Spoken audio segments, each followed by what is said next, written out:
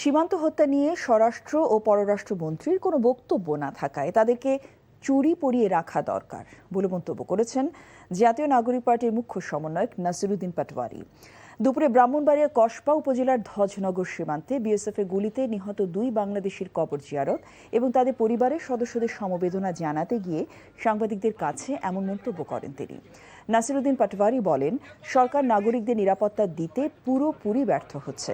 সরকার যেমন রাজধানীতে ব্যর্থ হচ্ছে, সকল বিভাগে সীমান্তে নাগরিকদের নিরাপত্তা দিতেও ব্যর্থ হচ্ছে।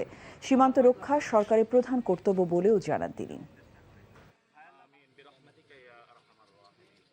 স্বরাষ্ট্রমন্ত্রী এবং পররাষ্ট্রমন্ত্রী ওই দুজনে হলো ওনাদেরকে চুরি পরিয়ে রাখা দরকার। ওনারা কোনো স্টেটমেন্ট নাই, কোনো বক্তব্য নাই, ওনাদের কোনো উদ্যোগ নেই। এজন্য সরকার নাগরিকদের নিরাপত্তা দিতে পুরোপুরি ব্যর্থ হচ্ছে। সরকার যেমন ঢাকাতে ব্যর্থ হচ্ছে, সকল বিভাগে সীমান্ত নাগরিকদের নিরাপত্তা দিতে ব্যর্থ হচ্ছে। এই জন্য সরকারকে আমরা বলবো, আপনি যদি সত্যিকারের জাতীয়তাবাদী হয়ে থাকেন তাহলে আপনি সীমান্ত রক্ষা আপনার প্রধান কর্তব্য। আর যদি আপনি সীমান্ত রক্ষা করতে না পারেন তাহলে আপনি একটা ভুয়া জাতীয়তাবাদী।